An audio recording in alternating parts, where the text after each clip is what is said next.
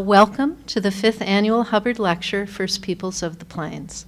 I'm Susan Weller, Director of the University of Nebraska State Museum, and it's my great pleasure to welcome you all here tonight. And I'd like to start our program by asking Rick Edwards, the Director of the Center for the Great Plains, to come forward and also greet you. So, Rick?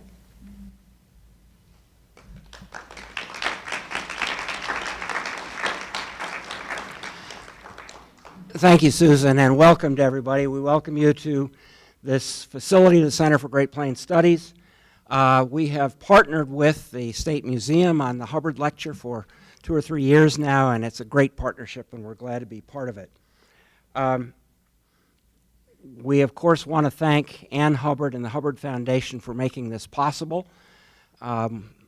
This is a great event, and it's community-oriented generosity and philanthropy like that makes communities work, and we very much appreciate that generosity. We think it's appropriate that we at the center collaborate with the State Museum on this event, partly because we have a facility that we can do this in, but more than that, many things go on here at the Center for Great Plains Studies, but one of our main priorities is the study of Native American history, cultures, and prospects. And what better collaboration could we have with that priority than the Hubbard Lecture and the speakers that it brings. So we again welcome you. The speaker tonight has been here before. In 2012, Lance Morgan gave a talk in this room. We have a big poster of him upstairs with a picture on it. Much younger man, I would say. But that was when I was thin also, so who knows. But we're glad to welcome Lance Morgan back to the center, and he's a friend of this university and a friend of the center, and we appreciate that. Susan, thank you.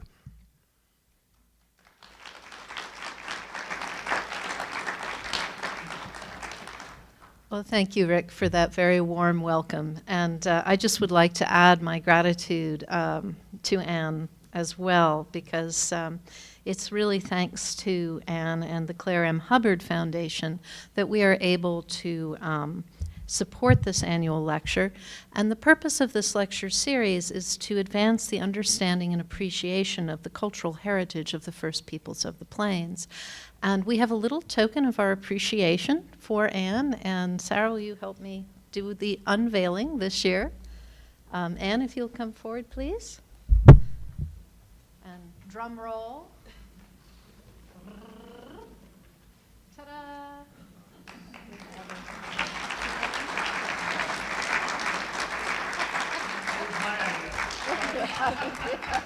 And Anne, would you like to say a couple of words? All right. Well, this is the 5th annual lectureship, and I do have a room where I hang all these in. So we were talking about it before. I may have to enlarge the room here, but I love having them in there because it does remind me how great a lecture series this has become. This was the redo of the Native American exhibit over at the State Museum was the last thing that my mother and I funded together before she died. So for me, it's very emotional. It's almost the anniversary of her passing. So it's a spiritual, emotional thing for me to come to this lecture every year and to see how it's grown. And I think the important thing about something like this is that we make sure that we give everybody a chance for their voice to be heard. And for tribes, no matter where you are, if you're Native American here in the Central Plains, if you're Middle Eastern, or in Africa, that everybody gets a chance to tell their own story, and that we all have the respect to take the time to listen to those stories.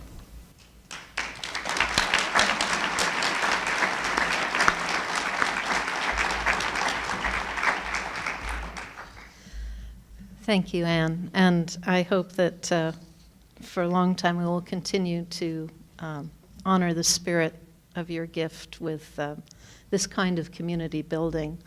And speaking of community building, this lecture series is not possible without a great many people who spend a lot of time and talent to help us select the speaker and guide the events around the day. And so I'd like to give a special shout out to Judy Gayashkabash, our Executive Director of the Nebraska Commission on Indian Affairs. Thank you, Judy, for all you do. Charlie Foster, the Director of the Office of Academic Success and Intercultural Services. I'm not sure if Charlie could join us tonight, but it's her office that helps put together an event where students can meet with our speaker, and OASIS met with Lance last night, so let's give a round of applause for Charlie.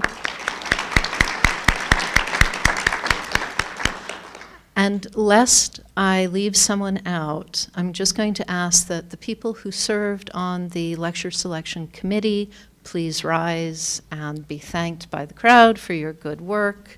Please stand. Thank you. And the museum benefits from the wisdom and support of its Friends Board. And I'm going to ask Rod Bates and other members of our board to please stand. They are with us tonight. Rod, Sue, yes, Kelly, Jerry, thank you.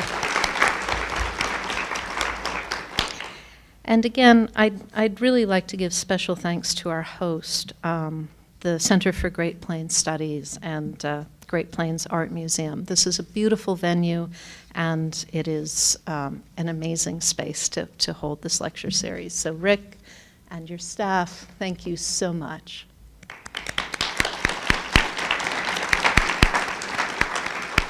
So Lance told me, because he was here a little while ago, early 2000s, that you all knew him, and he didn't want a long introduction. However, I am obliged to say just a few words.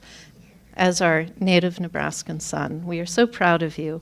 Some of you may not know that he earned his degree here at UNL and went on to get his Juris Doctorate, wow, that's a cool word to say, from Harvard Law School in 1993. He then promptly started Ho-Chunk Incorporated with himself as the first employee, and it has since grown to a corporation of 1,200 with in excess of $270 million in revenues annually. And so who better to talk about a vision of economic and community development for Native Americans than Lance? He's received numerous awards, and yes, I could read on, but I will just say, to just give you an inkling of how he's been recognized nationally and locally, he was recognized as a champion of change by the White House in 2011. He is a UNL Nebraska's Builder Award winner. He serves on the Board of Trustees for the Smithsonian's National Museum of the American Indian. And most recently, the U.S. Department of Commerce awarded him Advocate of the Year. And so, without any further ado or trying to embarrass him further with more wonderful things, I'm going to ask Lance to help us understand the history of the economic impact of the settlement of Nebraska on its First Peoples, and guide us in thinking about how we can play a positive role in creating and growing opportunities for all. So, Lance, welcome.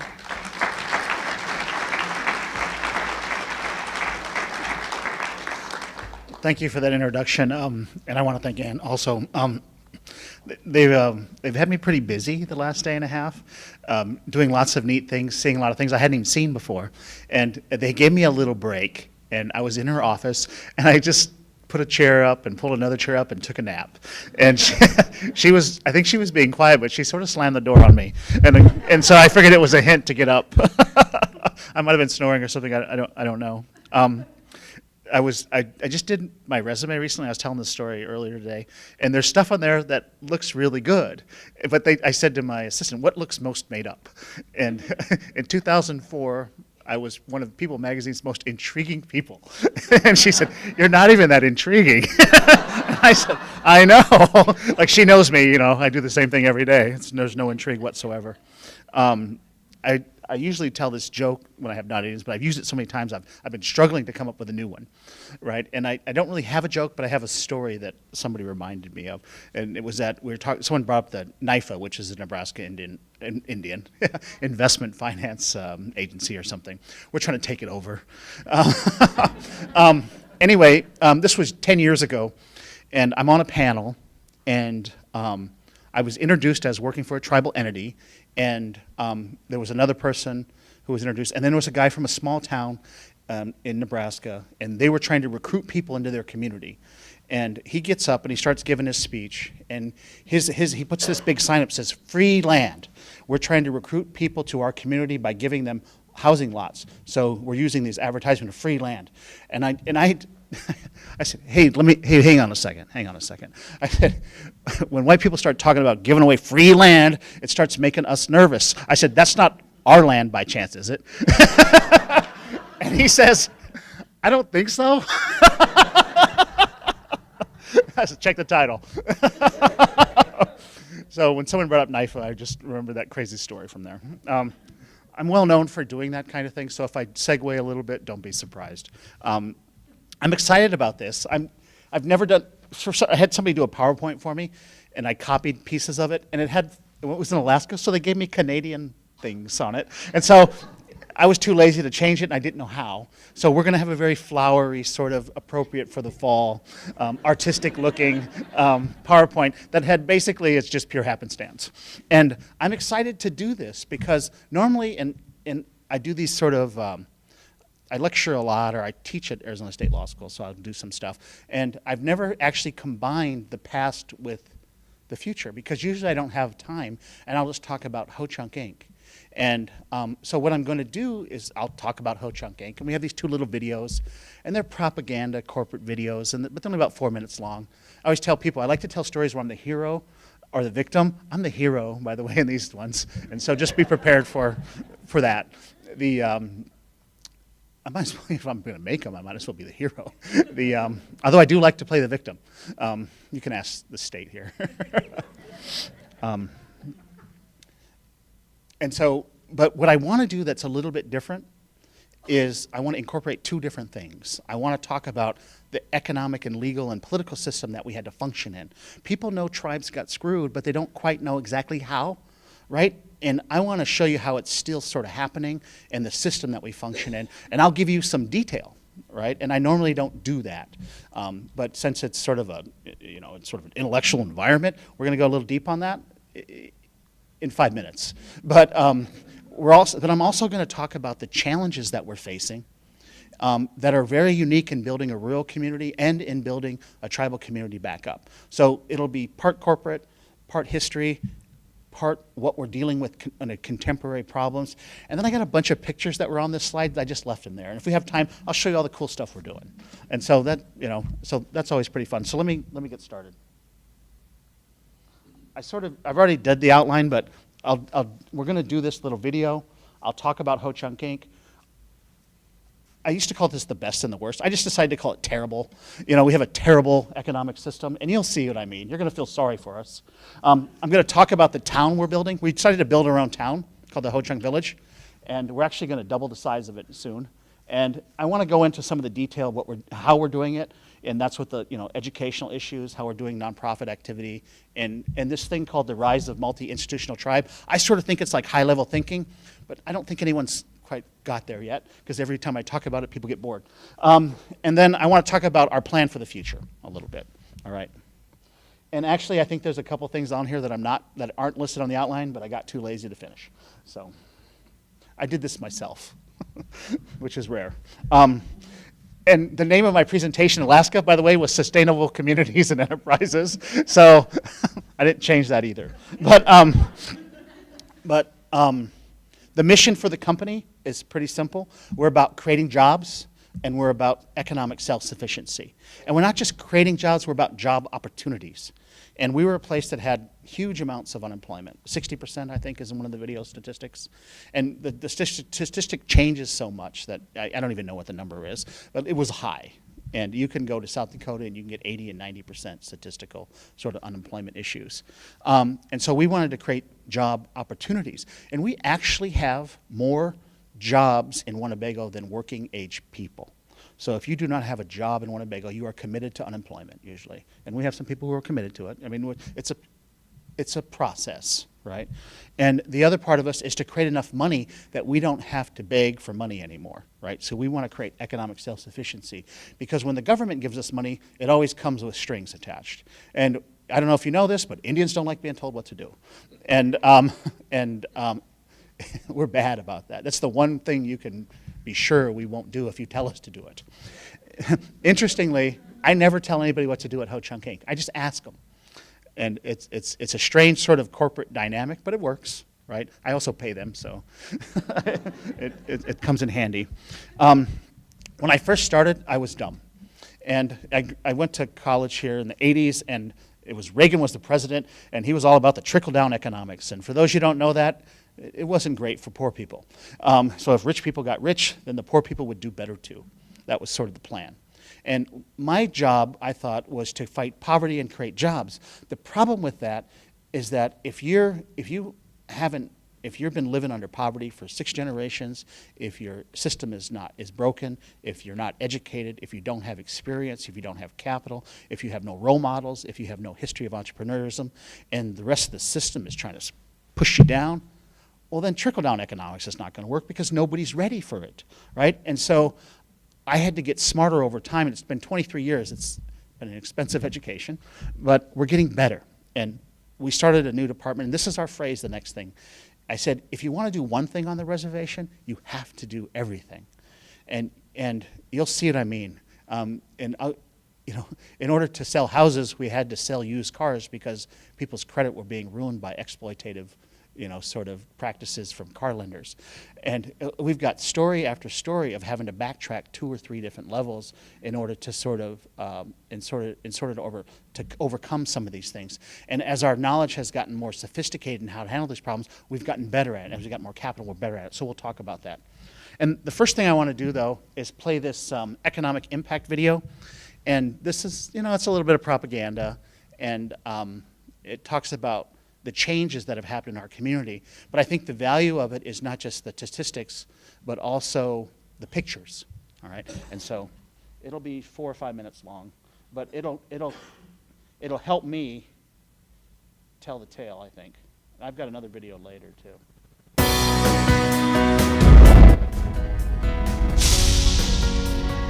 Welcome to Ho Chunk Inc., the Economic Development Corporation of the Winnebago Tribe of Nebraska.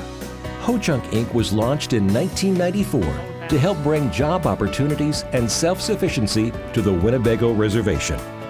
But before we can examine the economic impact of Ho Chunk Inc., it's important to first understand the historical journey of the Winnebago Tribe. It was an unwilling journey that took them from being a thriving culture to poverty and discrimination.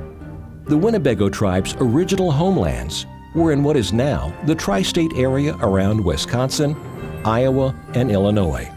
However, by the mid-1800s, the United States government had forcibly uprooted the tribe and moved them no fewer than 5 times around the Great Plains.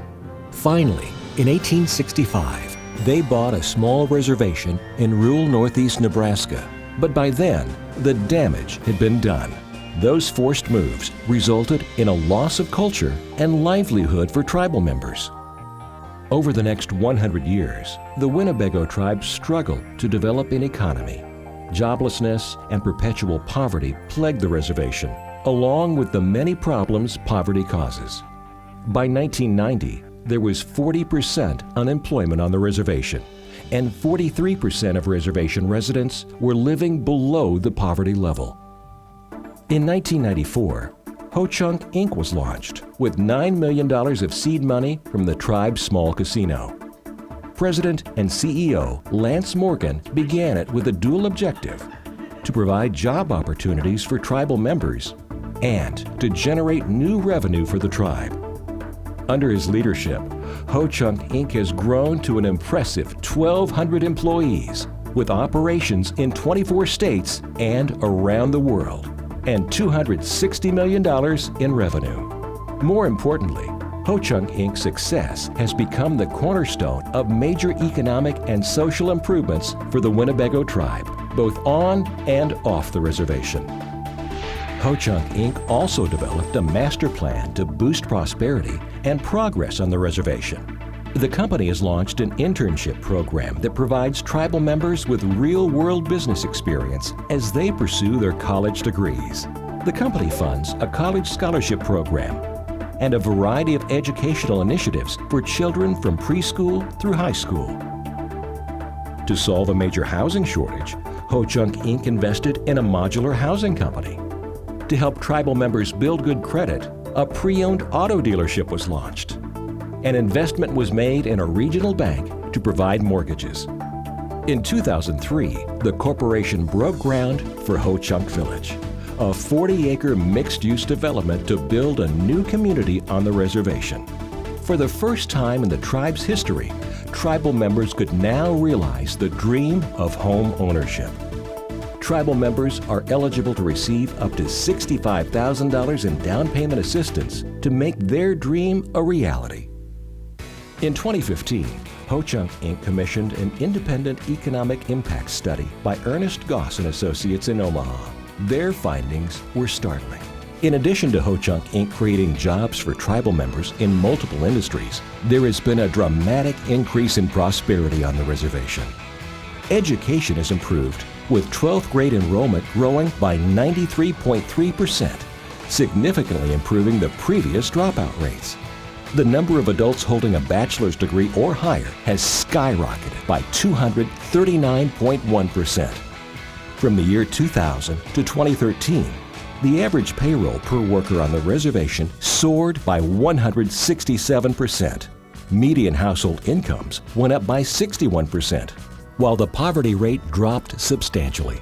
Furthermore, between 2010 and 2014, Ho-Chunk Inc. produced $8.1 million in wages on the reservation. And every 20 jobs added globally by Ho-Chunk Inc. funded 11 new jobs on the reservation. From 2000 to 2013, home ownership climbed by nearly 5% on the reservation, nearly double that of the region, and median home values increased by almost 30%. From 2000 to 2014, Ho-Chunk Inc. contributed $53 million in dividends, taxes, and donations to the Winnebago Tribe. That contribution had a $100.7 million impact on the reservation. The Goss Economic Impact Study also measured Ho-Chunk Inc.'s impact on the entire region. Ho-Chunk Inc.'s large and diverse workforce is located both on and off the reservation. From just 2010 to 2014, the economic impact on wages was $127 million in Iowa, Nebraska, and South Dakota. Impact on average yearly jobs created was 746. In that same 4-year period, Ho-Chunk Inc.'s total spending was $364 million in the region. Recently, Ho-Chunk Inc. has made major multi-million-dollar investments in real estate development in all 3 states. These developments will have major impact on the quality of life for the entire region. Revenue will flow back to build more assets for the tribe. Ho-Chunk Inc.'s mission continues to provide long-term economic self-sufficiency for the Winnebago Tribe of Nebraska.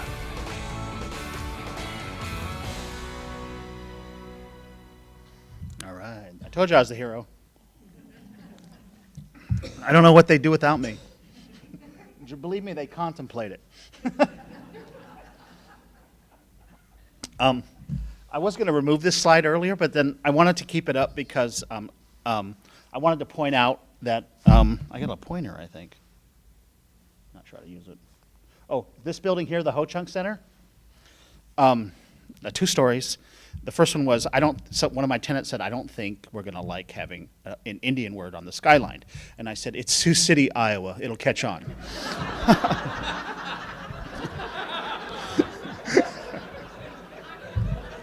You know, you can move to Nebraska maybe, South Dakota. You know, it was just the strangest thing. I said, you can leave too, by the way. We'll be all right. And the other story I have to tell, even though it's slightly, I don't know, even though it's inappropriate or crazy or weird, but we didn't do the groundbreaking. We did the ribbon cutting, and the Chamber of Commerce came, and everybody was sort of standoffish. It's a big 2-story atrium, and all the people who are supposed to be there glad-handing are up in the second story, sort of standoffish. And this is before we did a lot more work in the community, and it's a little different now in Sioux City. Everyone's more welcoming. And I thought I'd just sort of pop the racial bubble that seemed to be in the room. And I had this little bottle of whiskey, and I had 2 of them actually, but I said, and next to me was the bank president that gave us the loan, and the Chamber of Commerce, and the mayor.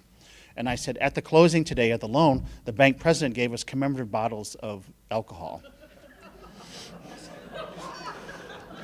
And I just stood there, right? And you guys are laughing, but there's like an audible gasp from the non-Indians. And I said, one of my guys doesn't drink, so I got 2. and the mayor's going, but the banker's going, oh my God. And I said, we once owned Wisconsin, and we lost it at the point of a gun or after being plied with some of this alcohol. And I said, don't get me wrong, we're glad to be alive. But I said, I was bothered by this. Then it occurred to me that maybe it's not so bad. And I said, I want to thank the bank president for giving us this alcohol, commemorative alcohol, because I realized we have arrived because in the first time in our business history, we've been given alcohol after we signed a deal. I said, I feel like we've accomplished something. Okay, so that's why I left the slide up. All right. So this is just sort of a flow chart of the company. And I think we do a lot of different things. We're a little mini conglomerate. You know, I don't think Berkshire Hathaway's worried yet, but we do a lot of different things. But each of these lines, each of these companies, this line, this line, this line, this line, would represent probably the largest minority business in the state of Nebraska. And combined, we have revenue of well over a couple $100 million, and I'll show you the chart. But what's something that you don't understand is that we are economic gap fillers. And so we'll have revenue of, say, $250 million, but we have another 70 or 80 million between one Ho-Chunk Inc. company and another. We all work together. We create jobs. We create economic activity on our reservation between our companies. So we really have revenue of 330 million. But since we're not Enron, we can't count both ends of the transaction. And so, but that is economic activity. That is jobs, right? And really we do housing, construction. We do our own construction. We have our own housing manufacturing company. You know, we needed housing, so we just decided to go all out, right? Our government contracting group, and that's probably a $40, $50 million group. Our government contracting group, this is probably about 100 and some million, and it's going up quite a bit this year, I think. This is about 60, 70 million. This is another 50 or 60, and this is probably a 30 or 40. And so it just gives you a sense of what we do and the scale that we function at. And you have to understand, this is a rural town in Nebraska that's also a reservation, not exactly known for economic hotbeds. So here's the revenue of the company. And, you know, I have one for 2016. I just can't find it. So we're going to go back from 2000 to 15. And what you're seeing here is 400,000, 1.5 million, 3.97. I always tell people, I told the entrepreneur class today, this was like super hard, right? And now, you know, we grow in huge chunks since then, Ho-Chunks. But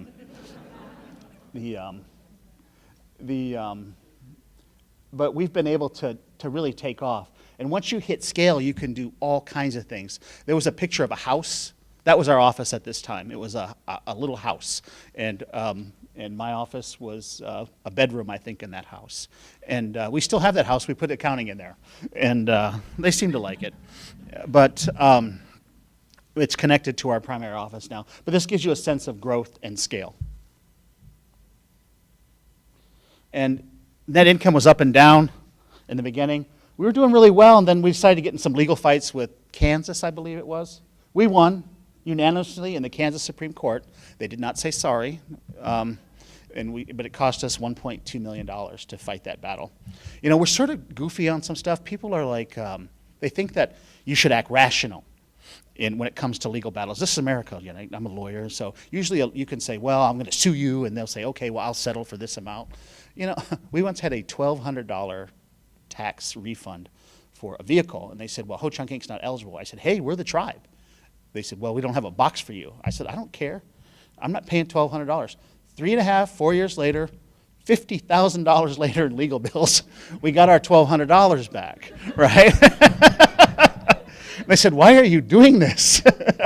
I said, when you got like 5 rights, you don't give up, you don't give one up easy, right? And since then we've gotten a lot bigger, and obviously that tax benefit is huge to us, you know, worth millions of dollars. But at the time, it's just how we were. And I brought it up to our board, they said, fight it, right? There's some things we just don't care. We will go to the mat and we'll just fight it to the death, because that's all we do. And this gives you a sense of the growth of the company. So you take this small town, you add a company in here that's sort of socially benevolent, right? And doing good deeds, and you start having huge impacts in our community. And that's where you see some of those statistics from the economic impact video. And so it's fascinating how fast things can grow. So this is the part that I usually don't combine with this. It's how did we do it, right? And I think what I'm going to do is go through and explain why we were so poor in the first place. We have no predisposition to poverty. We act rationally, you know? I mean, we started a farming company, and we're not that good at farming, but I said, hey, we invented corn, right? We can figure this out. We have like the best logo, you know, it's like an Indian corn that's really modern looking. So we had a great marketing team, but our farming part is strong. We now farm 2,000 or 3,000 acres of our own land, and we didn't farm any before, and you'll see why shortly. But I'm going to go through the disadvantages so that you guys are a little bit more educated on the why, not this general, you know, Indians got a bad deal sort of thing. And then I'll go through the advantages and what we did to sort of structure ourselves to sort of be killers. And you will see that we cheat at every level. My marketing person says, you've got to quit saying that. I said, I like saying it, right? You will see how we use our advantages shortly. Right. And if you could do it, you'd be doing it too, trust me. So here's the worst economic situation imaginable, right? So if you were thinking to yourselves, how do we take a little governmental body, a little jurisdiction, and totally screw them so they have no hope, no chance whatsoever? This is probably what you'd come up with if you had a team of conniving economists, right? So let me go through it. Federal Indian law. I'm a lawyer, and I wrote a paper called The Rise of Tribes in the Fall of Federal Indian Law. And in that paper, in the beginning part of it, I talk about all the cases that were done to Black Americans, you know, and to Japanese Americans that are no longer law. All these racist sort of principles. And if you know anything about law, it's built on precedent. And all of those are no longer law. But at the same time, at the exact same time period, they're laying the foundation for federal Indian law. And that's when they wanted to take our land, take control, take jurisdiction, and everything about that. And we didn't have I don't know if we had any lawyers. They certainly weren't doing anything, that's for sure. And so we still function under that precedent. It's never been overturned. And so when I go to court, I've always got some judge or some lawyer bringing up something that's based on something from the 1880s when it was open season on stealing our stuff, right? And so we have this whole foundational legal system that's built on exploitation, built on the fundamental principle that Indians can't govern themselves, that we weren't even citizens for another 50 years, right? And so all of these weird things that we have to face are there. It assumes we're stupid. It assumes we can't control ourselves. It assumes that no white person should ever be subject to tribal jurisdiction, right? And all of these things are very strange. Let me give you an example.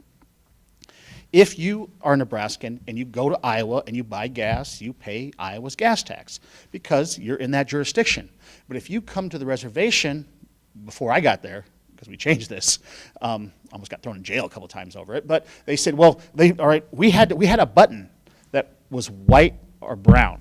You know, I made them label it by color, right? Because it was the only place where color of skin mattered for price. And I said, you know, I am not doing this anymore, right? I'm not doing race-based pricing because it serves your interest. And they said, you better. And I said, well, You know how the story ends, right? We didn't do it. And so sometimes people get mad at us, but we're not doing that anymore because it didn't make any sense in a modern context. Maybe in 1880 it made some sense, but at the time in 1997, I said, I'm not paying race-based taxes. I said, I'm half Indian. What am I supposed to pay? How's that work? Right? And it just seemed stupid. And so we've taken, but we couldn't do anything about it because the state had all the power. But once we developed our own businesses, once we took control, we were the business owners, right? And we started implementing our own tribal laws to supplant the state law, and it changed the dynamic. But at the moment we showed up, all of the law said, you can't do this, you can't do this. I tell my law students, I teach at Arizona State one class, and I show them the Federal Indian Law book, and I said, this is our greatest hits of losses. And what we teach you is what you cannot do. And when you leave here 3 years later, all you know is what you cannot do. But there is a world out there of opportunity based on economic growth, based on tribal sovereignty. And it's not in the book because we got away with it. They didn't find out about it. They knew about it, but they couldn't do anything about it, right? And so I teach a whole class on sticking your tongue out and figuring out how to get away with stuff. And it's very popular, by the way. And because by the end, in the beginning, the students are like, what? And by the end, they're like, yeah, they want to storm somewhere, So you have to understand that the legal system, you think it's fair? Well, yeah, maybe it is in America generally, but it's kind of not, right? But how do you think it is for us, right? Big business wanted our stuff. Government wanted our stuff, right? Do you know that the federal government implemented an income tax right after they ran out of Indian land to sell? I'm sure it's coincidental. Political systems, they're sort of imposed on us. We had our own government system. We were doing okay for quite a while, 10,000 years, I don't know. But the Indian Reorganization Act was passed in the 1930s. Anybody else know what happened in the 1930s? The Great Recession, right? And so lots of resources were on native lands. So they needed somebody to sign on the dotted line. And so somebody at the Bureau of Indian Affairs was a member of the Elks Club or something. It wasn't the Elks Club, but it was something like that. And they went and got a nonprofit sort of bylaws, and they just started typing them up and making them tribal constitutions. And so our entire government system was imposed on us, and it doesn't match some of our culture elements. But it also is based on a nonprofit structure designed to say yes to more exploitative mining, resources, all these sort of things. And so it's not exactly the best recipe for for-profit growth. Now, and this is the doozy. I call it the trust land economic system. I once wrote a paper called The Curse of Trust Land that freaked everybody out in my world because it was a different sort of thinking about it. And I said, if I had to pick one reason we are poor, it's because of tribal trust land. And what happened was people were stealing our land so fast and so bad that the government put a freeze on it, and it was designed to help us. No more land can be stolen from the Indians was essentially what it was. They took control of the land. Because if you got sick, you had signed over your land to get medicine. This is the kind of stuff that was going on. There were all these exploitive practices going on. And so tribes were losing land rapidly to these practices. And so they said for the next 30 years, it's frozen. Well, that was 145 years ago. It's still frozen. And so there's side effects of that. It means not only can someone not steal it, we can't tax it. So we are a government who is a beggar. We do not have property taxes.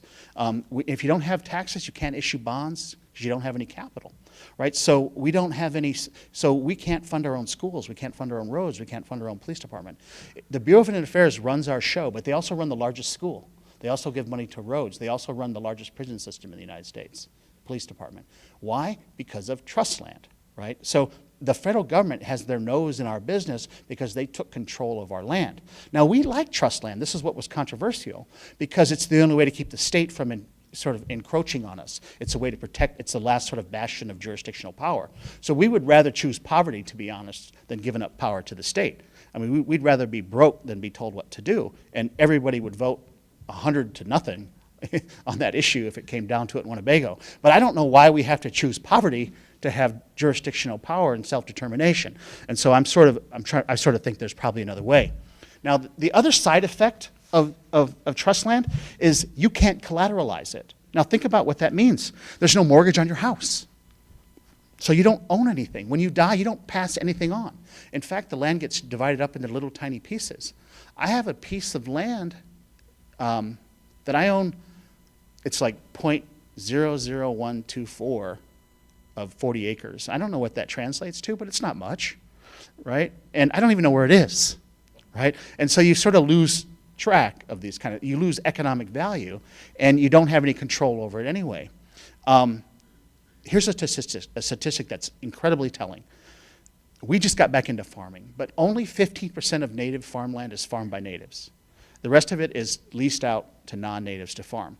Now, if you go to cattle ranching, it's the exact opposite. 85% of native land is ranched by natives. They always wear cowboy hats, right? We're better cowboys than farmers, apparently. But the reason is pretty simple, because you cannot collateralize the land to do the farming, but you can collateralize the cattle, right? Cows, cattle, capital, chattel, it's all the same word, right? And so we are perfectly capable of achieving some rational economic activity if we have the opportunity to do so. And so there's all this weird side effect. If you don't inherit things, you don't have money to start a business, and all of this stuff slowly sort of slipped away from us over a period of time, where we lost control of our primary asset at the government level and at the individual level, and it forced us into poverty. It also forced us to be the one leasing the land to the farmer, right? Or leasing the land to the energy company or the oil company. I have an image burned into my mind, where one of my grandfathers was pissed, and he was drinking at the time, because alcoholism was a major problem when I was a kid. I used to make my money run in to get him beer from the bar. I kept the change, right? That was one of my jobs. And he was mad. I said, "What happened?" He goes, "I was working on some farm, and this farmer, he was doing day labor,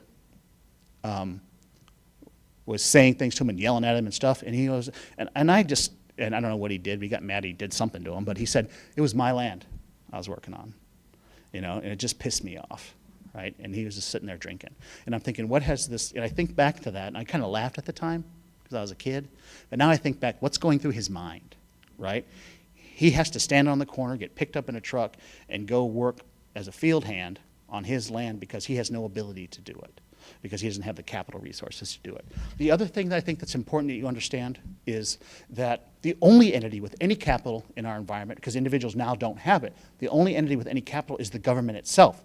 So we have a political body, the only entity that can get a grant, that can do any kind of, any capital gathering, is the tribal government itself, right? So I call it Karl Marx's last hope. So we're sort of a socialistic, at best we're socialists, and at worst we're probably communists. Like most of the businesses, Ho-Chunk Inc. is a government-owned company that's doing all this development. And so let's back this up. A federal legal system that's absolutely exploitative, built on racism, a political system that is imposed on us that has nothing to do with us culturally, that's based on a nonprofit, right? An economic system that allows you to have no money as a government, to only be a beggar, that forces individuals into poverty, de-incentivizes home ownership, crushes entrepreneurship, and has no sort of wealth development over time, and forces you to be the low man on the totem pole, which I think is a positive, actually. The high man on the totem pole, and socialism or communism. I think we might be the last guys doing it, other than Cuba and North Korea, right? I bet you I could get a job in North Korea. I took a class at the University of Nebraska that fit my time schedule, and I thought it was the silliest class I ever took. It was called Eastern European Economies, Centrally Planned Eastern European Economies. I said, when am I ever going to need that? It was going out of style. Tear down the wall, Gorbachev, right? And so they took down the Berlin Wall, but I'm taking this class on centrally planned Eastern European economies. It's been very helpful. That's what we're up against, guys. And that's the part I've never quite been able to blend in before, but I want you guys to, in detail, understand why we are poor. So you could not have put together a worse system. Bad law, bad politics, bad economics, and bad government. So anyway, other than that, no big deal. Here's the deal, though. If you can get past that, the sun is shining, the birds are chirping, and it's springtime, because we have substantial advantages. We've just never had capital do anything about it. We write our own laws, right? That's why Indians think of like gaming or tobacco or gasoline, cheap gas, because we can change the tax code and gives ourselves an advantage. Now the state says we're not supposed to do that, and the Supreme Court tends to agree, but that's a debate, right? That's why they have these stereotype businesses. They're just ways to change the law. And states do it all the time. Nevada has gaming, Utah doesn't. Interestingly, the Santee tribe have a gas station off the reservation across the bridge from Yankton. And they sell lots of Marlboros there with state tax on it because Nebraska's tax is $10 cheaper than South Dakota. And so lots of people from Yankton go across and buy cigarettes. Good business move on their part. If we try to do that, that's illegal, right? If you come onto the reservation, we can't do that. But if we did it and the state got the money, it's totally cool, right? I grew up in North Omaha. Gas was a little cheaper in Carter Lake, right? Perfectly fine. No big deal, just competition. If we do it, it's a problem. But we pass our own laws. The new thing is the internet. It's causing all kinds of trouble because the state usually controls tribes indirectly by threatening those who deal with tribes. So if we wanted to buy cheap cigarettes, they would call the tobacco company and say, don't sell it to them, right? That's why I have that's why if you saw the video, I had a cigarette factory, right? When they call us and tell us not to sell to ourselves, we say no. That's our thing.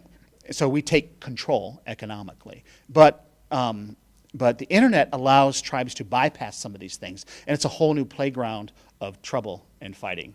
And so I don't know how that's going to settle out yet, but it'll be interesting. I do have some ideas, but it's not worth going into. The other advantage we have is we can't be sued, sovereign immunity.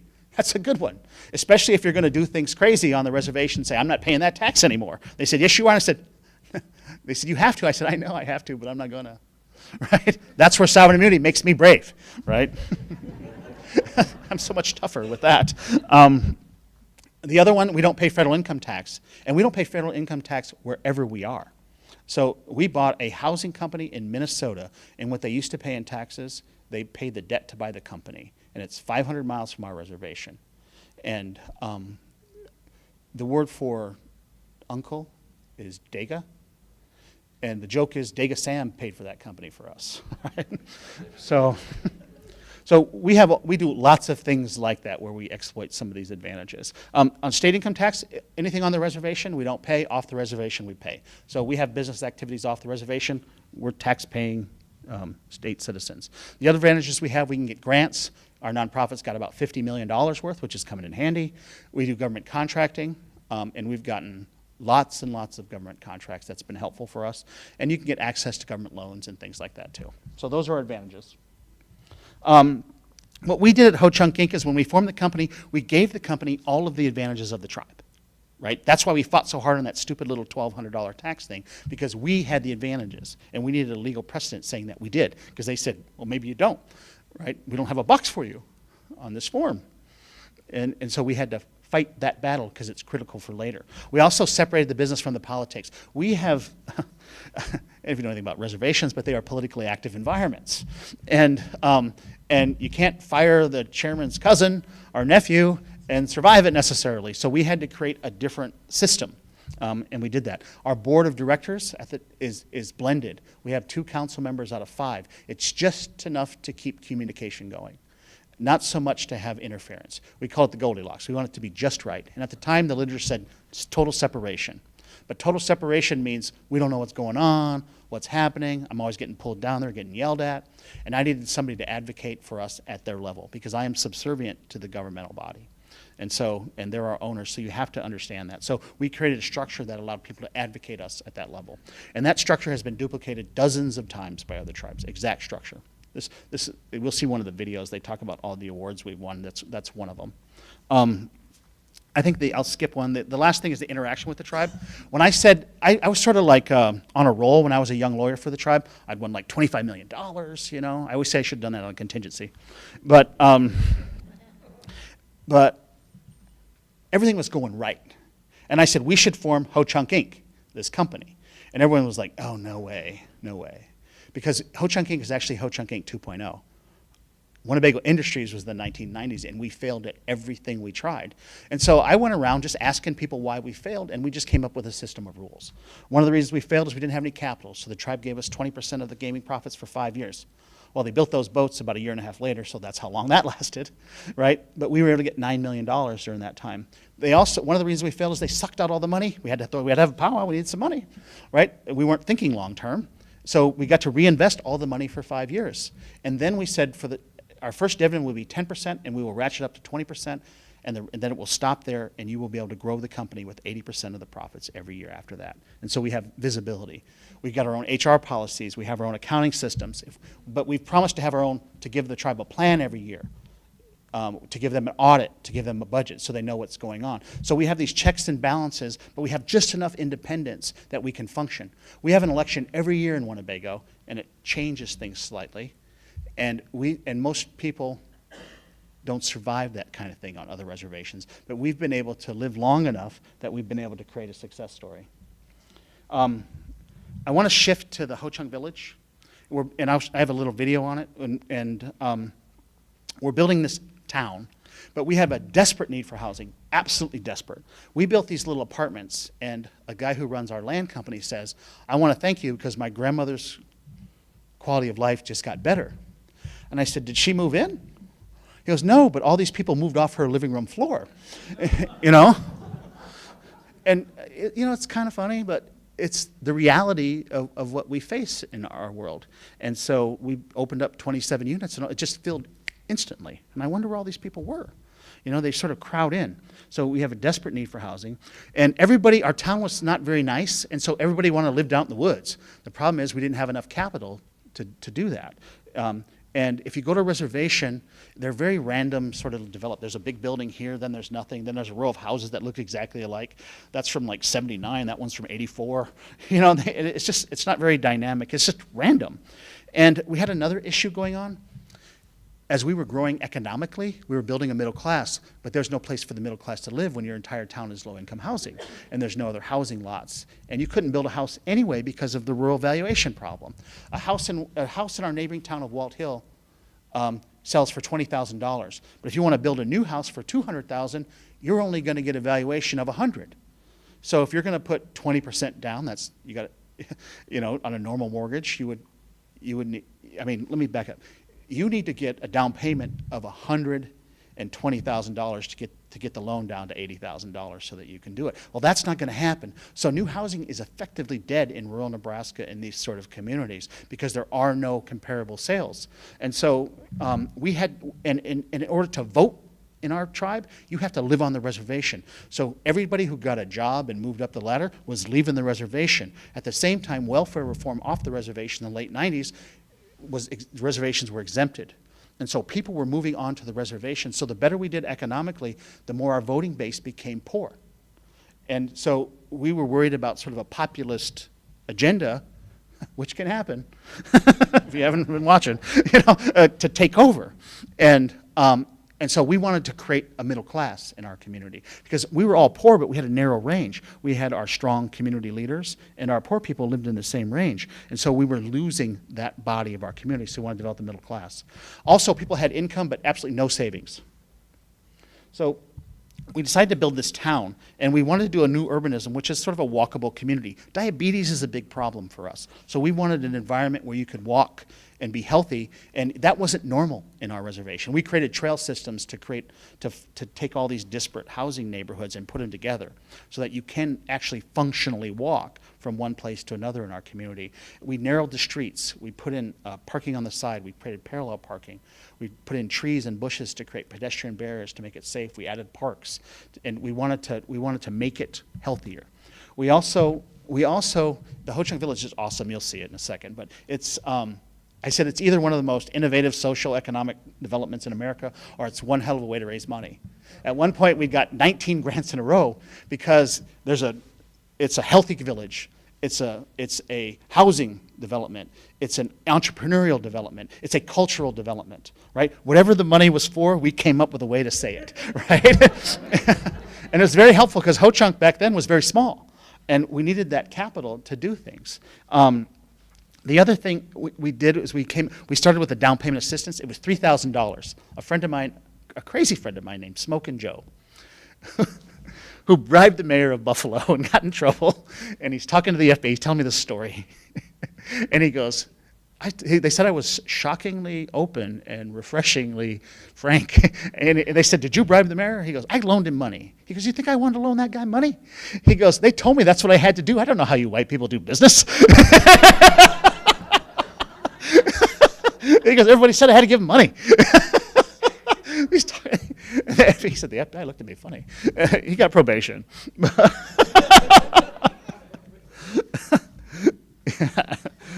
Anyway. He gave us $30,000 to start the down payment assistance. And the tribe had a low-income down payment assistance, but this $30,000, we said the next 10 people get $3,000. And then we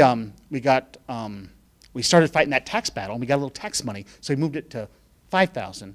And then I asked a wealthy tribe in Minnesota, Shakopee, who's very generous, they gave us $200,000, and so we moved it to $15,000, and we settled our tax battle, and so we stabilized it at $15,000 in down payment assistance. The problem you have is houses still cost a lot, and it wasn't moving the needle. And Ho-Chunk started making more money, and I said to the tribe, let me take $1 million of the dividend over the next couple of years, and the next 20 people, I want to give another $50,000. And so we give tribal members $65,000. We got a grant from Nebraska of some sort that boosted it to $80,000 at one point. And so what that did was interesting. It built new houses, and they came in at valuations at, say, 125, not 100. And then the next house was built, and pretty soon it was normal. It fed on itself. We just built a house for somebody whose appraisal came in at $225,000. We gave them $65,000 in down payment assistance, and they now have $65,000 in equity in their home. Now think about it. When you don't have a mortgage, there's no such thing as a home equity loan. You don't own your land. You don't own the house. You don't have an asset to pass on to. This person instantly developed $65,000 in equity. And so we're changing the dynamic in our community from renters to home ownership. That changes your attitude about the schools. That changes the attitude about your yard. That changes, I mean, that's why we did the thing with the people mowing and watering their yard. That was my assistant and our chief operating officer assistant. I've never seen her mowing, by the way. But I like the image, right? That's probably why she wasn't at work. The other thing we did, I mentioned, we started a used car company. And I had this moment where no one could get loans because this JD by Ryder was like 29% interest. And I said, blankety blank, I didn't go to the trouble of building this whole damn town so these guys could screw it all up. And so we started a company called Scarce. And we had a t-shirt that said, it's how we roll. And, and we changed it recently to Titan Motors because apparently if you're white, there's no way you're rolling a res car, and we wanted to expand our market. So against all of my sort of, I don't tell people what to do, right? I've made it very clear I didn't want to change it. I still call it res cars, but it's now called Titan Motors. It's just, I said, you realize that's some weird Greek god that ate their kids or something, right? So we also needed money, so we went out and invested in a bank called Liberty National, and it's a bank with about $400 million in assets. It's very successful. And I said, just assume that any Indian comes in is the chairman's nephew, and he'll be fine. And so all of our employees sign up there. We're the largest depositor in the bank between Ho-Chunk Inc. and the tribe. It gives us influence, right? We also bought 30-some% of the Native American bank, and we have so much influence that we can't do anything with them, but we promote them, and it's a long-term sort of development. I'm supposed to be there now at a strategic planning meeting, but since we own them, I figure they won't say nothing. The other thing that's so weird is getting Indians to do 401k was the hardest thing in the world. You know, I would bring them in, twist their arm, and say, I'm not giving you a raise unless you do 401k. I'll give you whatever you sign up for as a raise. I mean, we'd go to great lengths to get people to sign up for 401k. I think Ho-Chunk Inc. just crossed the 22 million mark in amounts in its 401k that we hold in trust for people. And it's amazing. And so it's allowed us to get this middle class. The other thing, there'll be a little video that talks about this, is the next portion of the Ho-Chunk village. We bought the land to the north of it. And so we just bought it. We actually take possession December 1st. Apparently they want to harvest their crop, and we paid a ridiculous price for it. I'm still sort of mad about it. I don't like it when people just take advantage of me. But we're going to build a whole new town, and I said nobody will care 10 years from now. So I'm going to play the video on the Ho-Chunk village, and it's a little bit more propaganda. I might stop it about halfway through because it goes into a few other things, but I'm not sure. Maybe it'll go on a roll. Welcome to Ho-Chunk Village, a remarkable and successful vision in community development and rural economics located on the Winnebago Indian Reservation in northeastern Nebraska. Ho-Chunk Village was first conceived as a partnership between the Winnebago Tribe and Ho-Chunk Inc., the tribe's economic development corporation. It was started on 40 acres with the bold ambition to create more opportunity and modern, affordable housing for tribal members. In short, Ho-Chunk Village was introduced as a way to break the generations-long cycle of poverty on the reservation and replace it with self-sufficiency and prosperity. Ho-Chunk broke ground on this ambitious project in 2003 with little more than the Ho-Chunk Village blueprints designed by national consultants and architects, and the faith of the tribe. The infrastructure was quickly completed, and since then, Ho-Chunk Village has grown exponentially. An impressive mix of residential, commercial, and industrial properties surrounds a beautiful recreation park with walking trails and a memorial statue garden honoring the tribe's clans. Thanks to the ongoing investments and efforts of Ho-Chunk Inc., the vision of Ho-Chunk Village continues to grow and thrive. In our newest residential community, a partnership with Dynamic Homes has resulted in dozens of single-family and multifamily housing, a senior living complex, and buildings containing a mix of residential apartments and retail businesses. However, Ho-Chunk's vision goes well beyond constructing literal bricks and mortar buildings to improving lives on the reservation. The plan also includes a housing down payment assistance program funded by tribal taxes and the annual corporate dividend from Ho-Chunk Inc. This fund gives up to $65,000 in assistance for tribal members wanting to buy a home. This is a new reality that would have been an inconceivable dream on a reservation just a couple of decades ago. Yes, the future looks brighter on the reservation, thanks to Ho-Chunk Inc. For the first time ever, families who have spent decades living in federally subsidized government housing can own homes. They can build wealth and assets for the future. They can provide a growing, stable environment for the next generation. And they can do all this while creating a new, vibrant, exciting, and dynamic community for which tribal members can be proud. However, the members of the Winnebago Tribe aren't the only people noticing the positive effects of Ho-Chunk Village. Finish this part. Prestigious Harvard University awarded their Honoring Nations Award in 2015 for the Ho-Chunk Village progress. That marked the 5th time in just 15 years that Ho-Chunk Inc. has won this honor. That's awesome. I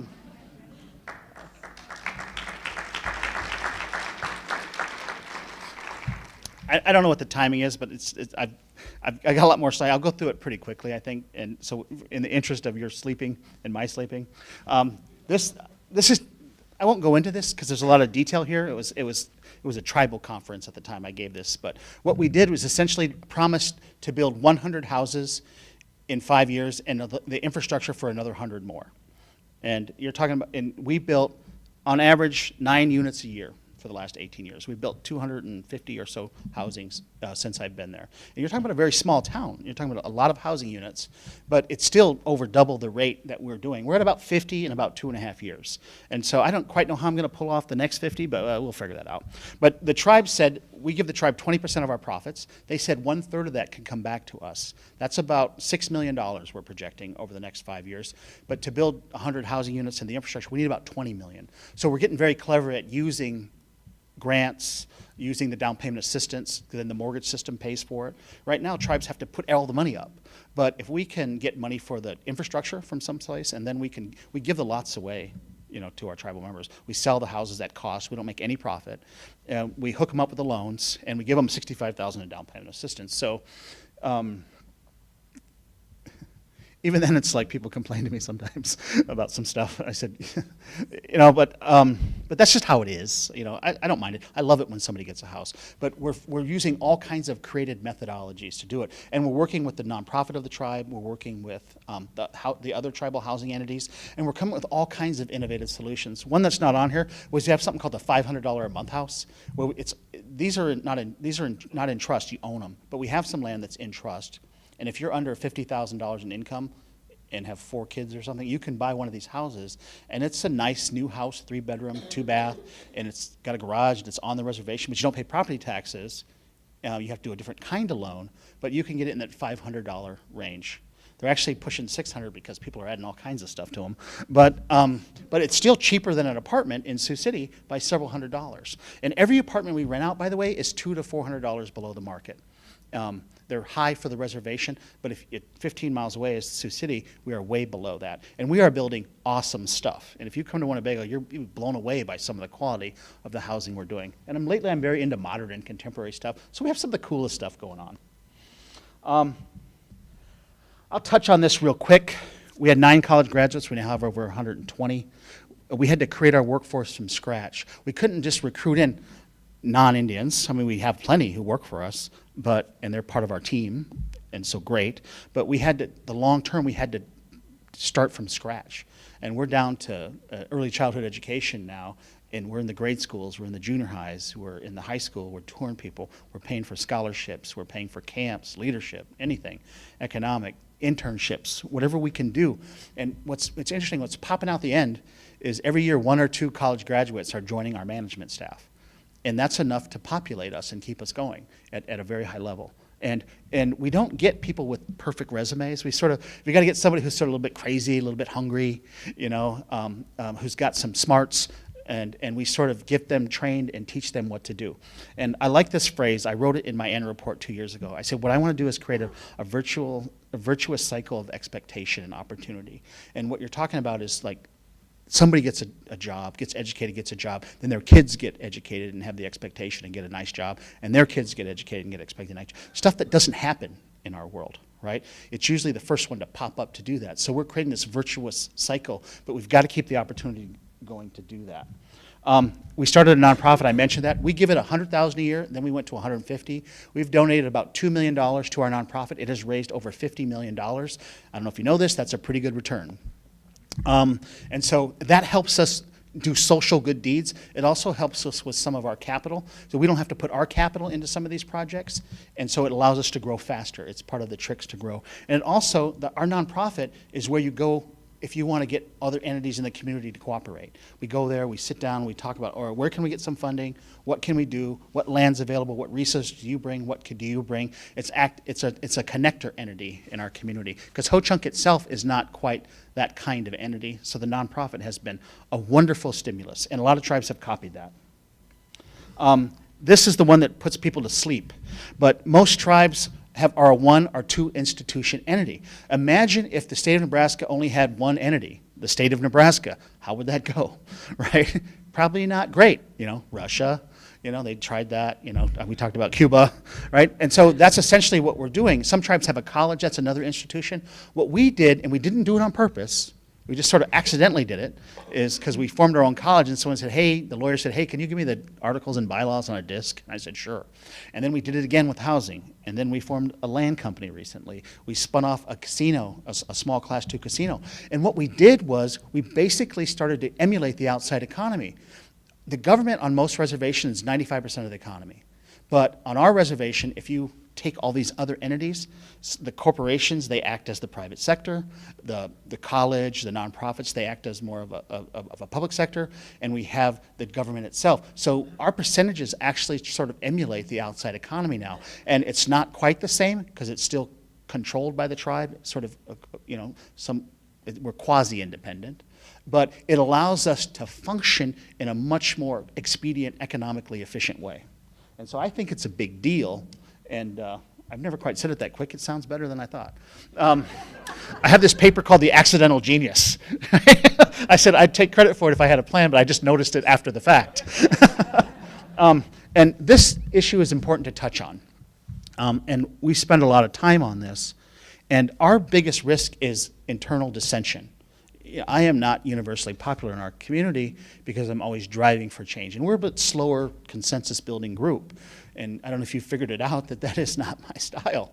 I'm trying, right? I mean, I assume they will catch up, right? Which makes me annoying, I think, to myself even. But we used to worry about how to be a tribal company. We don't do that anymore. We're an Indian company owned by a tribe. Our board is tribal members. Our executives are tribal members. We self-certify, right? We don't need approval from anybody. But what Indians do is we stereotype ourselves. Culture is a day-to-day changing. Culture will be slightly different tomorrow. We're one tweet away from another cultural change, right? And so I think that what we do is we think of cultures as traditions in our world, and those traditions are based on a different economic reality. We're not hunter-gatherers anymore. We're not subsistence farmers. And so our trick is what to take from that past. The social values, the issues about family, elders, taking care of your family, those kind of things, and bring them forward in a modern context. Because in our world, culture is a weapon.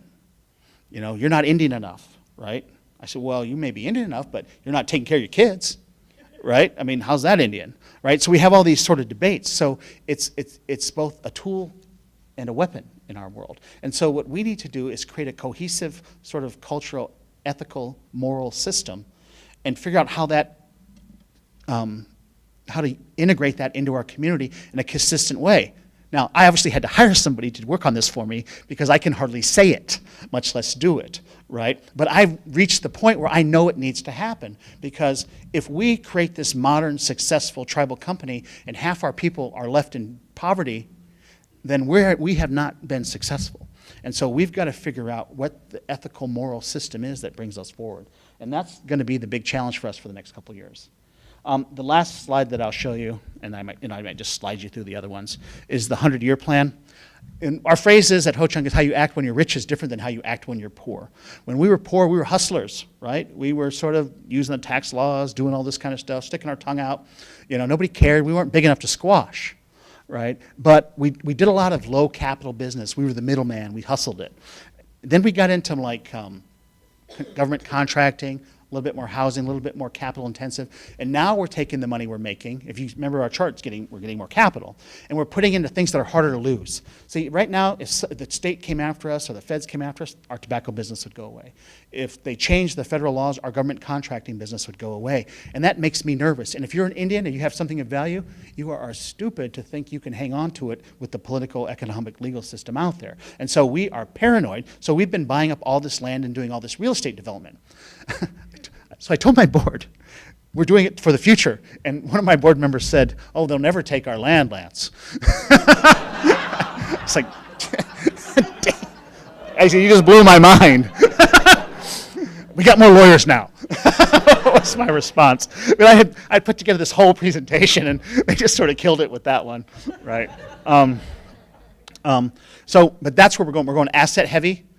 We're building all these real estate projects. It's going to be easy to run. In some ways, Ho-Chunk is a miracle, right? In some ways, Ho-Chunk Inc. is a miracle, and so I don't want to lose that. When I'm gone, I want it to be able to be managed by just good, competent people that we're pumping out solid people. We don't need superstars. We just need people that know what they're doing.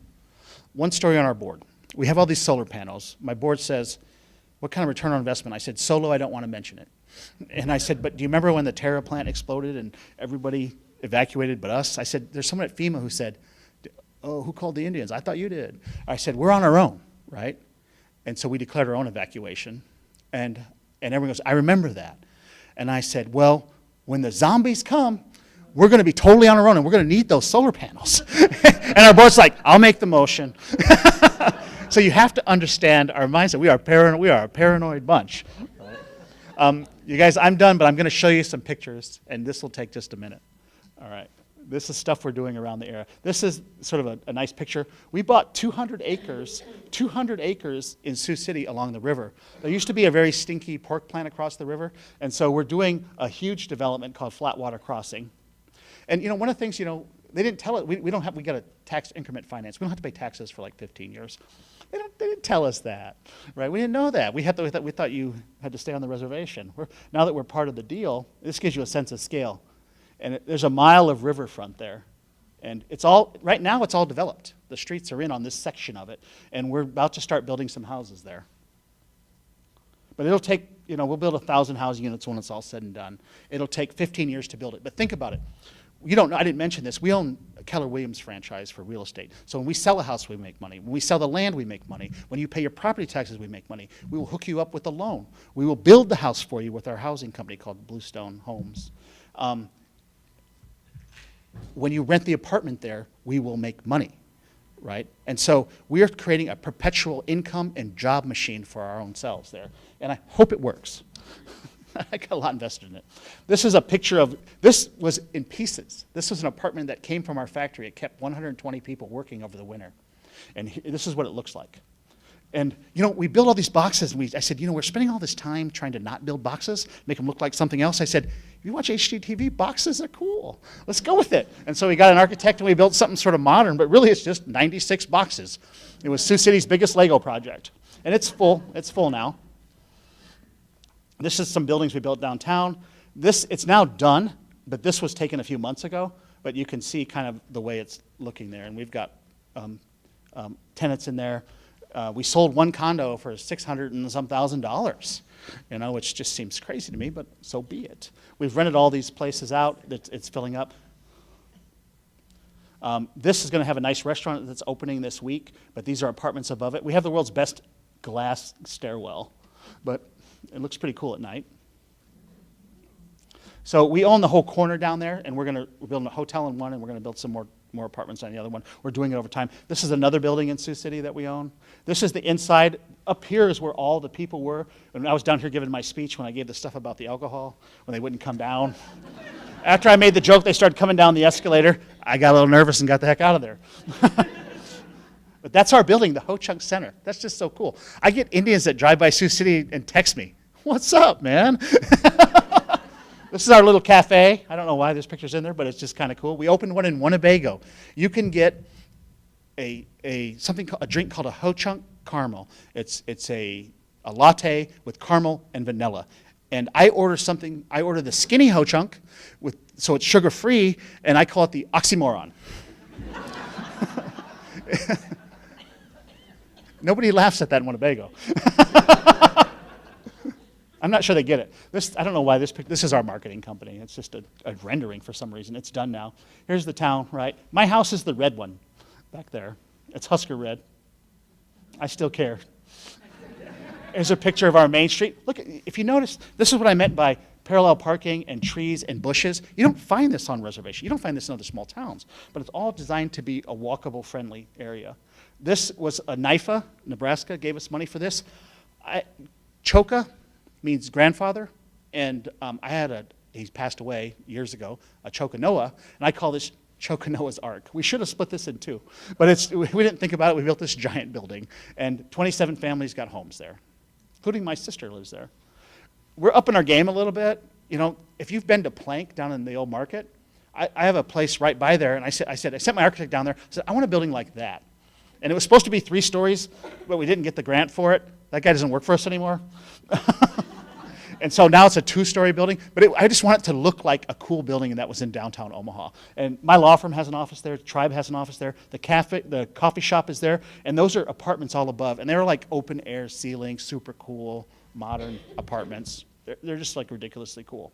And they're like $700 a month, which seems high for Winnebago, but they would be $1,200 or more in Sioux City. The college has a little tiny building there on our land.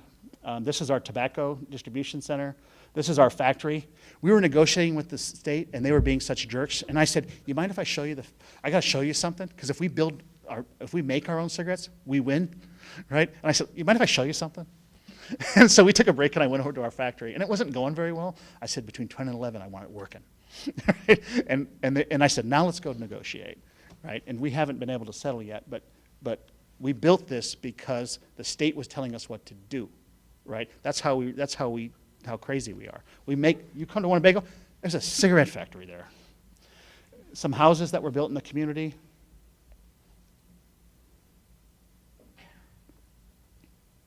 I mean, I don't know if you've been to many reservations, but look around, right? Where's the dogs? Where's the trash? I mean, it's nice. And that's the 40 acres that we're building to the north. And it gives you a sense of scale for the rest of the community. We also own the land to the east, and so we might do something there too. And we bought this 20 acres to the south. We had to buy the 120 acres over there and trade it for the 40, but we kept 20 of it, so we have some more rural scattered site housing development area. So we have enough development for the next 20 years, I think, in our community that'll take our population to over 3,000 from 2,000 now, which is hard to do in rural Nebraska. This, I just threw it here because it's so cool. This is our early childhood education center, funded largely with the generosity of the Buffett Foundation. And it looks like Frank Lloyd Wright came back from the grave to build us a daycare center. And before this, it was 2 trailers stuck together. And now we have 180 kids in there and a list for 180 more. And it's just a fabulous facility. So I just like throwing this in because I just think it's wonderful. And I'm hoping that these children really, it gives them a jump start in life. You know, my mom worked at Montessori, and we were a poor family, but she worked there, so I got to go there. And my guess is that probably gave me a boost, right? And so we're hoping to have some of the same things. And so, you know, that's courtesy of a lot of good people. I don't know if we have time for questions, or maybe 1 or 2, but I am done, guys.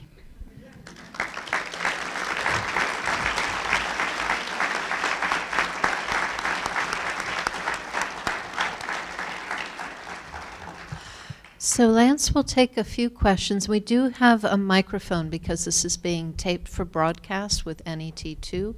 So Naomi, where did you, oh, I'm sorry, so you're not Naomi, but if you'll start here and then work your way back to that gentleman, so. Thanks. Lance, you said something that I thought needed to be clarified. When you said that you don't pay federal taxes and income taxes, what about the individual tribal member? Do they pay taxes? Yes, I'm a strong contributor to the national economy on April 15th. Yeah, well, the tribe itself, the tribal government itself does not pay federal income tax, but all the individual Indians, yeah, we do. I wish we didn't. Yeah, I know. If there was a way, I'd have thought of it by now. But yeah, we do pay federal income tax. The gentleman with the beard in the back, and then forward. I think you can hear me if, do I need the microphone? For the TV. Okay. Hi. I was curious about the mile-long length of the land along the river with the concern with Houston and Florida and flooding. Is it a floodplain because it's right next to the river, and are you going to elevate the houses? Is it just going to be in a place to launch You are boats? only the 100th person to ask me that, and that's the nicest I've been asked yet. Thank you.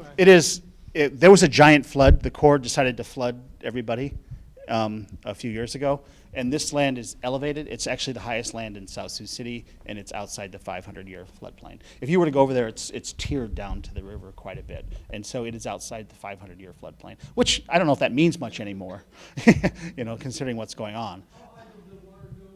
It was about 10 feet. It was about 10 feet short of coming over the bank, even at its highest level. So there's other places where it will flood first before it gets there. It would have to be really, really high to get there. So that had occurred to us. Yes. Usually people in my town ask really mean, like I'm so stupid it didn't occur to me. Yes. I have to go with the microphone. Thank you, Lance. Maybe I missed it in your presentation. You have your village on the right-hand side, and then on the left-hand side, very scattered, are mobile homes where other people live.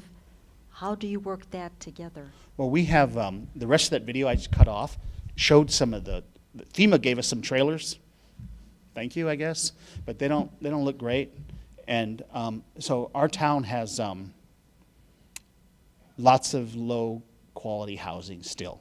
Right, we showed you the good stuff. The rest of that video would have showed you what the other stuff that we're facing and the challenges we still face. So it is not, you know, it's not the country club yet, right? But it's moving in the right direction. And so figuring out how to build quality housing across the board is still a challenge. But we can't lose a housing unit yet, even if it's substandard, because it's desperately needed still.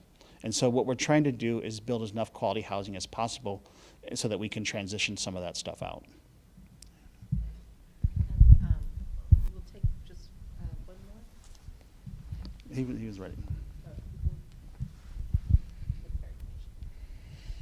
Thank you.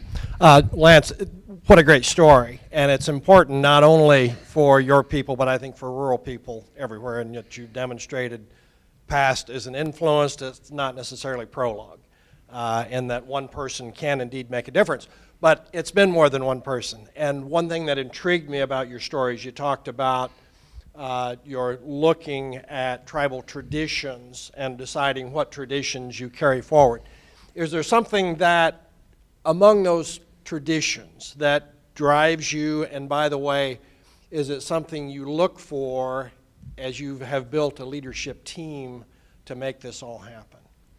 Well, we've always struggled with that. You know, in my community, I don't have strong standing on cultural issues. You know, I joked earlier that my mom said I'm necessary evil, the corporate Indian.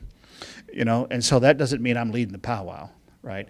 And so we struggle with those kinds of issues as to what kind of tribal entity to be, and we just decided to be the best we can be. And we have people who work for us who maybe are not corporate experts, but they're people I trust. You know, should I do this? You know, what do you think of this? You shouldn't do that. Okay, right? You know, it's usually some Indian woman, and I'm kind of scared of them all anyway. And but you have litmus tests in our world that are very helpful to us. But we want to. But since it's so disjointed, right? We want to figure out what those are, write them down, and let them be cohesive guiding principles for us, because we really don't have that in our community. We have, depending who you are, you think one thing. If you're over here, you think slightly something different, you know, and you don't necessarily like what the other person's doing. And so we have these really strong challenges based on culture and identity, and it's so flexible that it can be used in so many ways, positive or negative, that I think we need to get together as a community and figure out what those are. I called them the 10 Commandments, you know, those pretty good, those caught on, right? You can remember them, right? And so I'm thinking that we need something similar to drive us and guide us and to put it back together and then use that as a base to build forward. And that's going to be a really interesting, cool challenge for us. And I'm not going to be able to be the guy to do that. I recognize it as a problem, but I want people to come together and figure out what that is. You know, and I can think of some. Take care of yourself, take care of your family, take care of your elders, take care of your children, right? I can think of some pretty simple ones that we don't always do very well. And so be responsible, you know. And I think once that's done, that will be the driving influence for us all. And that will become the core of who we are. Be good to each other is one of our phrases, right? Everybody says it, right? So that should be a guiding principle in how we function. And so we're going to do that, because I think if we can do that, that'll create a stable social environment and allow us to prosper and grow even more. You know, so I have sort of a plan. I just don't know the details yet, right? Which is pretty typical. You guys, thank you very much. I feel honored to be here.